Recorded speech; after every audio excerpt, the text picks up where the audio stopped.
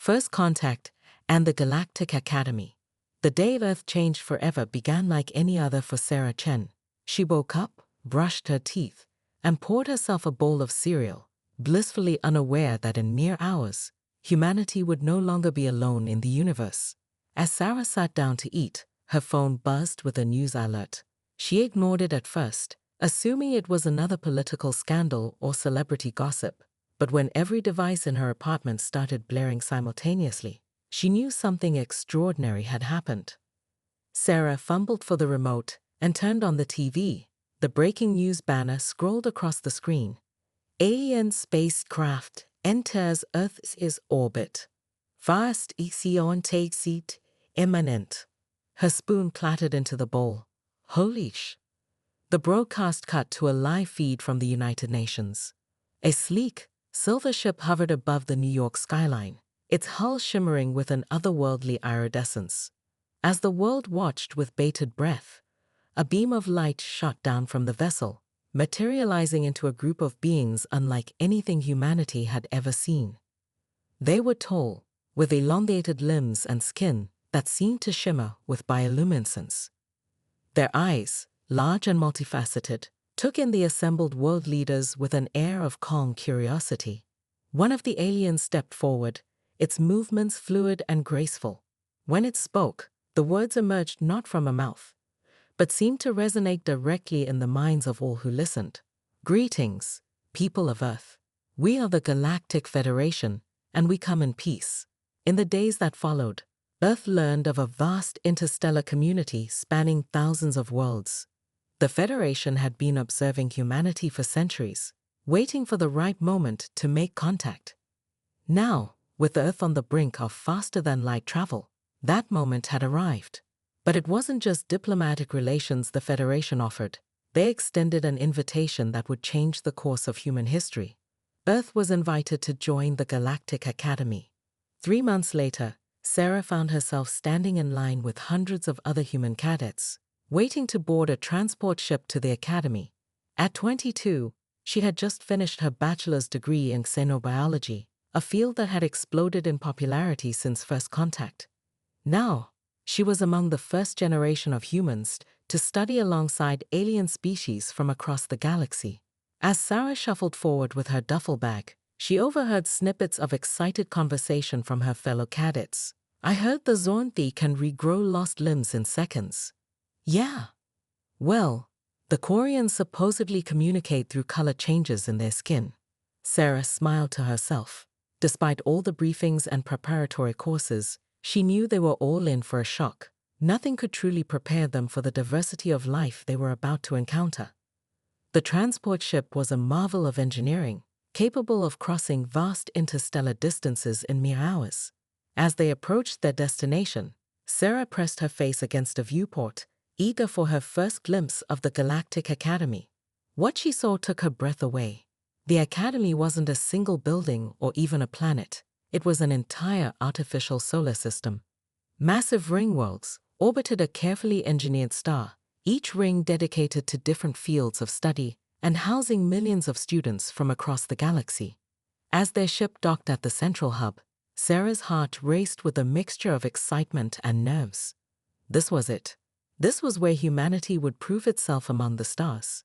The first few weeks at the Academy were a whirlwind of orientation sessions, placement tests, and cultural exchange programs.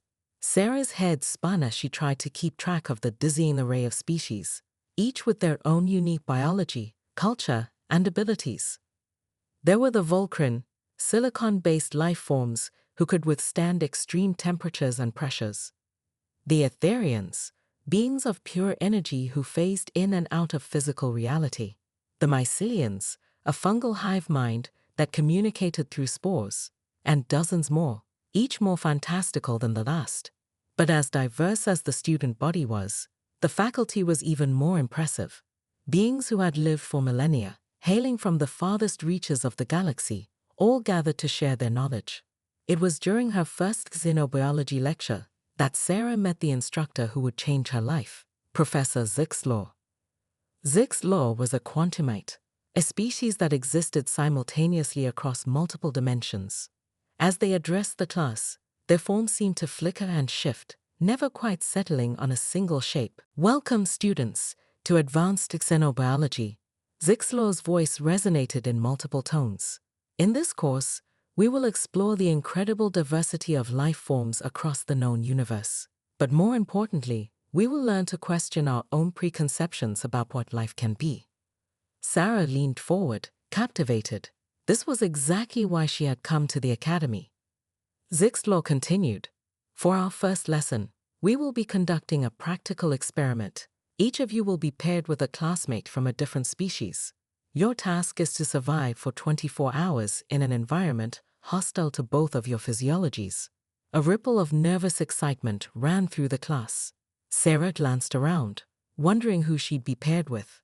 "This exercise," Zixlor explained, "is not just about survival. It's about cooperation, adaptation, and thinking beyond the limitations of your own biology. In the face of adversity, you may discover abilities you never knew you possessed." As Zixlor began announcing the pairings, Sarah's palms grew sweaty. She hoped she wouldn't be paired with one of the more extreme species. The idea of spending 24 hours with a being made of pure plasma or a hive mind of microscopic organisms was more than a little daunting. "Sarah Chen," Zixlor called out, "you will be paired with Clarix of the Arachnoid Collective." Sarah turned to see a large, spider-like being skitter towards her on 8 segmented legs. Clarix's body was covered in iridescent scales, and multiple eyes blinked at her from a bulbous head. "Greetings, Sarah of Earth." Clarix chittered, mandibles clicking. "I look forward to our mutual survival." Sarah swallowed hard and forced a smile. "Likewise, Clarix, this should be interesting." As the class filed out to prepare for their survival challenge, Professor Zixlor pulled Sarah aside. "Ms. Chen, a moment of your time." Sarah approached the shimmering form of her instructor, trying not to let her nervousness show. "Yes, Professor." Zixlor's multidimensional eyes seemed to peer into Sarah's very soul. "I want you to know that you're being watched closely, Ms. Chen. Not just you, but all the human students." Sarah's brow furrowed. "I don't understand. Are we in some kind of trouble?" "Not at all," Zixlor reassured her. "But you must understand, humanity is an unknown factor in galactic society. Many species are curious about your potential. Some are even wary." "Wary," Sarah echoed. "But we're just students. We're here to learn, not tow." Zixlor held up a shimmering appendage. "Your species comes from what many consider a Deathworld, Ms. Chen. The conditions on Earth that you consider normal would be lethal to most sentient life in the galaxy.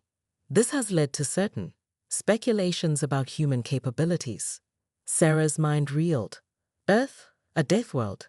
But it was so ordinary, wasn't it? "I tell you this not to frighten you," Zixlor continued, "but to prepare you. The challenges you face here may seem extreme, even impossible.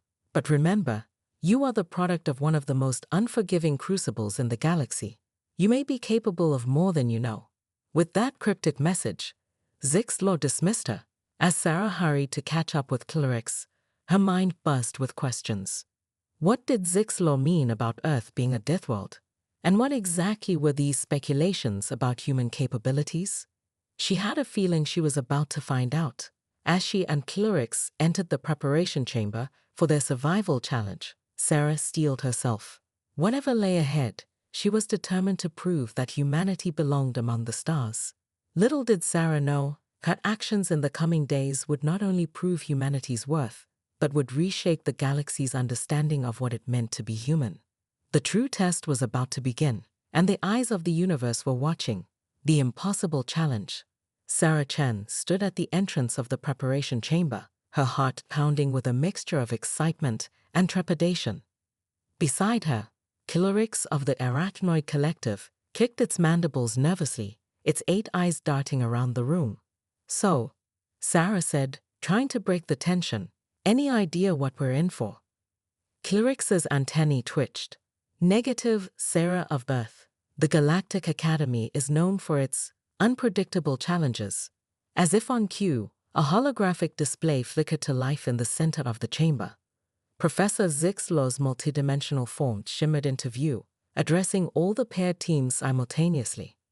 Students, prepare yourselves for the crucible of adaptation. Zixlow's layered voice resonated. This challenge will test not only your physical and mental capabilities, but also your ability to work together across species boundaries. The hologram shifted, showing a series of harsh alien environments, frozen wastelands, seas of acid, gravity-warped canyons, and more flashed before their eyes. You will face a series of environments, each hostile in its own unique way. Zixlow continued. Your goal is simple: survive and adapt. But remember, this is not just about individual survival. You must ensure both you and your partner make it through each phase. Sarah glanced at Kilorix, noting the way its exoskeleton seemed to shimmer with anxiety. She reached out and gently touched one of its legs, surprising herself with the gesture. "We've got this," she said, mustering more confidence than she felt. "Between your 8 legs and my opposable thumbs, we'll figure something out." Kilorix's mandibles clicked in what Sarah hoped was amusement. "Your optimism is intriguing, Sarah of Earth. I hope it is not misplaced." As the teams filed into their assigned pods, Sarah couldn't shake Professor Zixlow's earlier words from her mind. Earth? A death world? It seemed absurd. Sure, they had earthquakes, hurricanes, and the occasional pandemic, but compared to the war-torn histories of some alien species, Earth seemed downright peaceful. The pod doors hissed shut, and Sarah felt a momentary surge of claustrophobia. She pushed it down, focusing instead on the control panel in front of her. "All right, Kilorix," she said, running her fingers over the alien symbols. "Any idea what these mean?" Kilorix skittered over, its eyes focusing on the panel. "Curious. The layout appears to be a randomized amalgamation of various species interfaces. It seems part of our challenge is to decipher the controls themselves." Sarah nodded, a plan already forming in her mind. "Okay, let's approach this systematically. You take the left side, I'll take the right. We'll document each symbol and any patterns we notice." As they worked, the pod hummed to life around them. Through the view screen, Sarah watched as other teams' pods launched into swirling portals, each disappearing to face their first challenge. Finally, their turn came. The pod shuddered, and Sarah felt a momentary sensation of weightlessness as they were hurled into the unknown. They emerged into a world of howling winds and biting cold. Through the pod's view screen, Sarah saw an endless expanse of ice and snow, whipped into a frenzy by a raging blizzard. Temperature outside the pod is approximately -100 degrees Celsius. Kilorix reported, its voice unnaturally calm. "Winds are gusting at 200 kilometers per hour. My species is not adapted for such conditions." Sarah's mind raced. Her own tolerance for cold was limited, but it was probably better than Kilorix's. "Okay, we need to think. What do we have in the pod that we can use?" They took stock of their supplies, some basic rations, a multi-tool, and what looked like a compact energy generator, nothing specifically designed for extreme cold. "We can't stay in the pod forever," Sarah mused. "We need to find shelter and a way to generate heat." Kilorix's antennae twitched. "Perhaps we could use the pod itself as a base, if we can secure it against the wind and redirect the energy from the generator." Sarah's eyes lit up. "Kilorix, you're a genius. We'll turn the pod into a mobile shelter, but we'll need to insulate it somehow." As they worked feverishly to modify their pod, Sarah couldn't help but marvel at how quickly she and Kilorix had fallen into a rhythm. Despite their vastly different physiologies and thought processes, they complemented each other well. Hours passed as they battled against the elements. Sarah's fingers grew numb as she worked outside the pod, using the multi-tool to attach makeshift wind deflectors. Kilorix, meanwhile, used its precise manipulators to rewire the pod systems, optimizing them for heat generation. Just when Sarah thought she couldn't take the cold any longer, they finished their modifications. As she crawled back into the pod, now snug and warm thanks to their improvised heating system, she felt a surge of pride. "We did it, Kilorix," she said, her teeth chattering. "We adapted."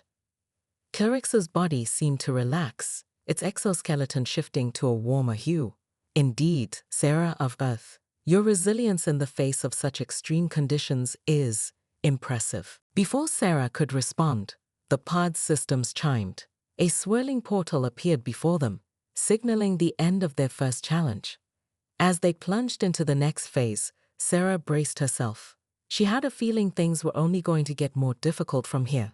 The portal spat them out into a world that was the polar opposite of the icy wasteland they just left.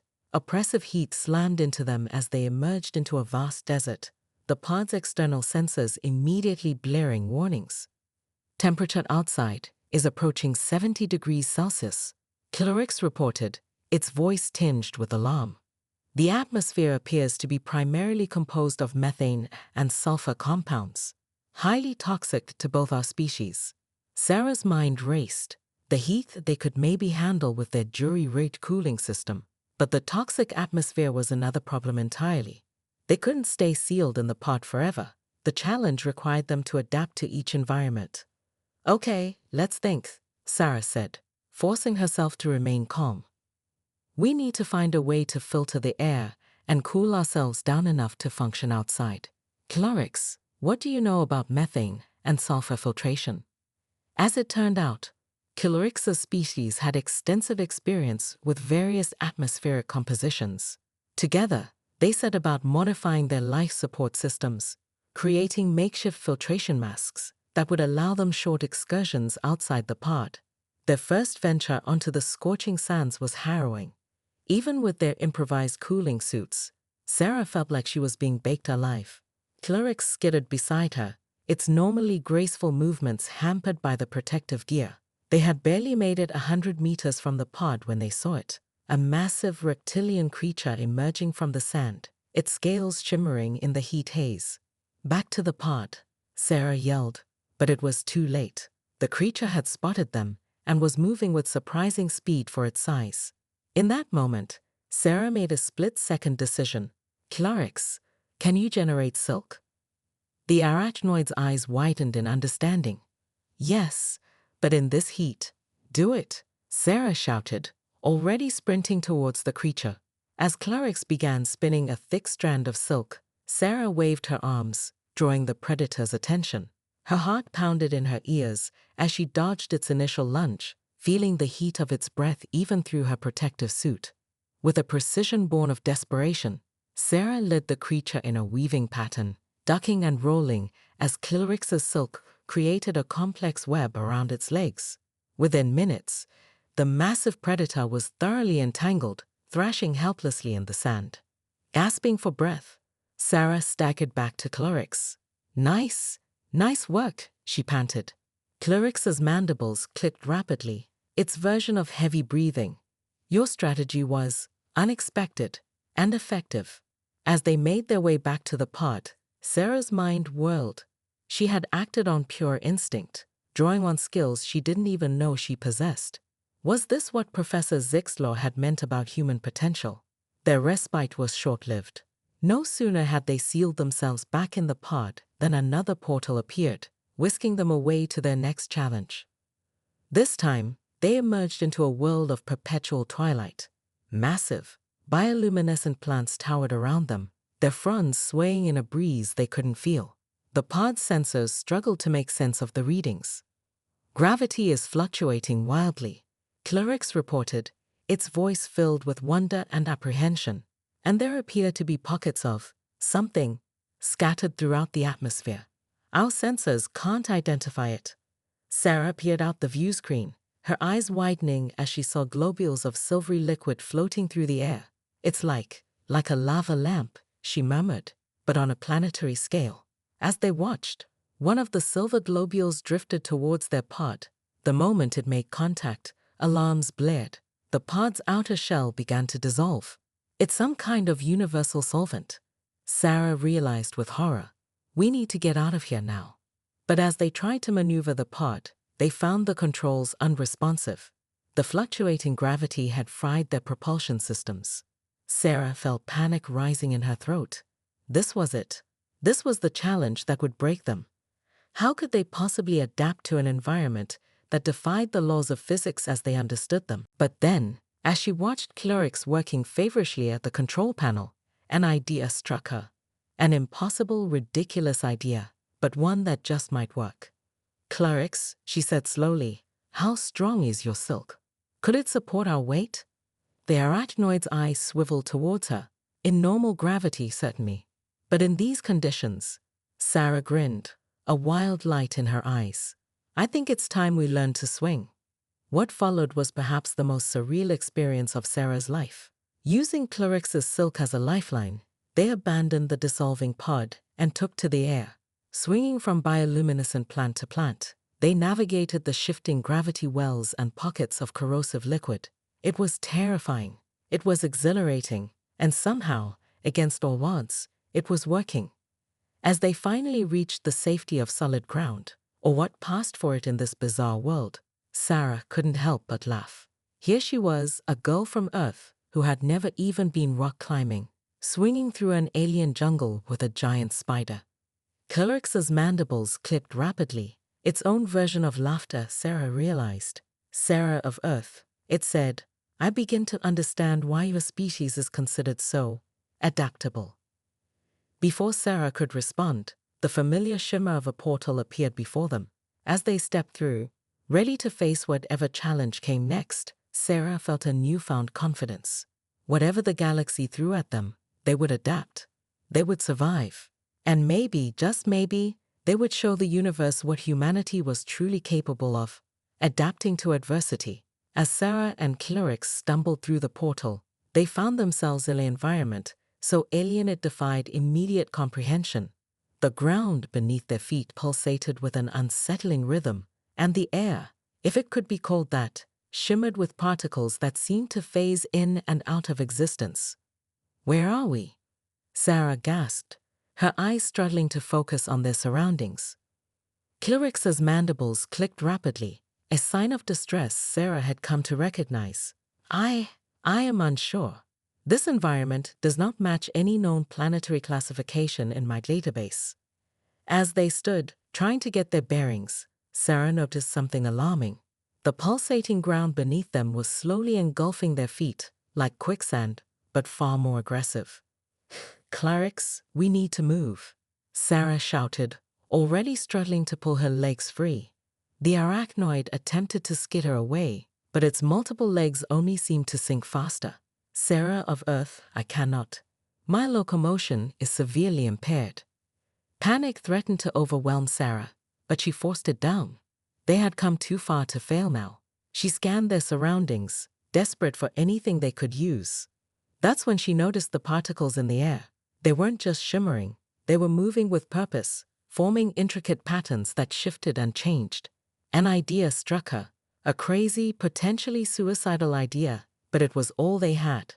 "Clarix," Sarah said, her voice steady despite her racing heart, "I need you to spin a web, as big as you can, as fast as you can." The arachnoid's eyes swiveled towards her, confusion evident. "A web? But how will that?" "Trust me," Sarah interrupted.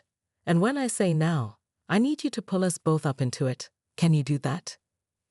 Clarix hesitated for only a moment before its spinnerets began working at incredible speed. Within seconds, a massive web was taking shape above them, its strands glistening in the strange shifting light. Sarah watched the air particles intently, waiting for the right moment. The patterns were becoming more complex, more concentrated. "Almost there? Now!" Sarah shouted. With strength born of desperation, Clarix heaved them both upwards.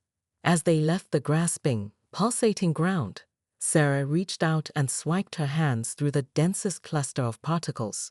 For a heart-stopping moment, nothing happened. Then, with a sound like shattering glass, the particles coalesced around them, forming a shimmering bubble that lifted them safely into Clarix's web. How did you know that would work?" Clarix asked, its voice filled with awe. Sarah laughed, the sound tinged with hysteria and relief. "I didn't. But I figured in a place where nothing makes sense, we might as well try something equally nonsensical." As they clung to the web, suspended in their protective bubble, Sarah's mind raced. Each challenge seemed to be pushing them further beyond the realm of conventional physics and biology. It was as if the Galactic Academy was testing not just their ability to survive, but their ability to comprehend and adapt to the impossible. Before they could catch their breath, the environment shifted again. The pulsating ground below them began to rise, forming towering spires that pierced through Kilrix's web. The air particles dispersed, leaving them exposed once more. "We need to climb," Sarah said, already reaching for the nearest spire. "These things seem solid enough, at least for now." As they ascended, the nature of the challenge became clear. The spires were constantly shifting, merging and separating, forcing them to make split-second decisions about their path. One wrong move could leave them stranded, or worse, plummeting back to the grasping ground below. Sarah found herself drawing on skills she never knew she had. Her body seemed to move with an instinctive grace, finding handholds where none should exist. Beside her, Kilrix was equally impressive, its 8 legs allowing it to cling to surfaces that should have been impossible to navigate. "Sarah of Earth," Kilrix called out as they paused on a momentarily stable platform. "I must confess I had doubts about being paired with a human, but your species' adaptability is truly remarkable." Sarah grinned, despite their precarious situation. "Thanks, Kilrix. I'm pretty impressed with you too. I never thought I'd be mountain climbing with a giant spider, but here we are." Their moment of camaraderie was interrupted by a deep, reverberating sound. The spires around them began to tremble. "Oh," Sarah muttered. "I don't like the sound of that." The trembling intensified, and suddenly the spires began to crumble. But instead of falling, the fragments hung suspended in the air, swirling in complex patterns. "It's some kind of molecular disassembly," Kilrix observed, its scientific curiosity momentarily overriding its fear. "The entire environment is breaking down into its component parts." Sarah watched in fascination and horror as the world around them dissolved into a swirling maelstrom of particles. "So what happens to us if we get caught in that?" As if in answer, a stray tendril of the particle storm brushed against Kilrix's leg. The arachnoid let out a chittering cry of pain as the limb began to disintegrate. "Kilrix," Sarah cried out, reaching for her partner. But there was nothing she could do. The disintegration was spreading rapidly. In that moment, something awakened in Sarah, a primal, inexplicable force that she had never felt before. Without conscious thought, she reached out towards the swirling particles, her hands glowing with an ethereal light. To her astonishment, the particles responded to her will. They coalesced around Kilrix's injured leg, reversing the disintegration. Within seconds, the limb was fully restored. "How? How did you do that?" Kilrix asked, its voice filled with wonder. Sarah stared at her hands, equally amazed. I don't know. I just knew I had to do something. And it happened." Before they could ponder this new development further, the particle storm intensified. The very fabric of reality seemed to be unraveling around them. "We need to get out of here," Sarah said, her newfound power thrumming through her veins. "Kilrix, I have an idea, but it's going to sound crazy." The arachnoid's eyes focused on her intently. "At this point, Sarah of Earth, I believe crazy may be our best option." Sarah nodded, a determined glint in her eye. "We're going to ride the storm."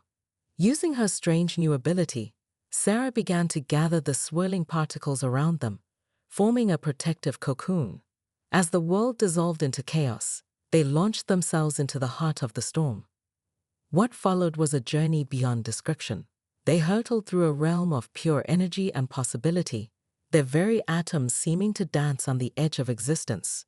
Sarah's mind expanded, touching realms of understanding that no human had ever experienced. When they finally emerged, gasping and disoriented, they found themselves in yet another impossible landscape. But this time something was different. The challenge felt final. They stood on a narrow bridge of light, suspended in an endless void. At the far end, a shimmering portal beckoned, the exit from this mad gauntlet of challenges. But between them and their goal stood a figure that defied comprehension. It shifted and changed with every passing moment, sometimes appearing as a towering giant, other times as a microscopic swarm of particles. "Congratulations," the figure spoke, its voice resonating on multiple levels of reality. You have reached the final test.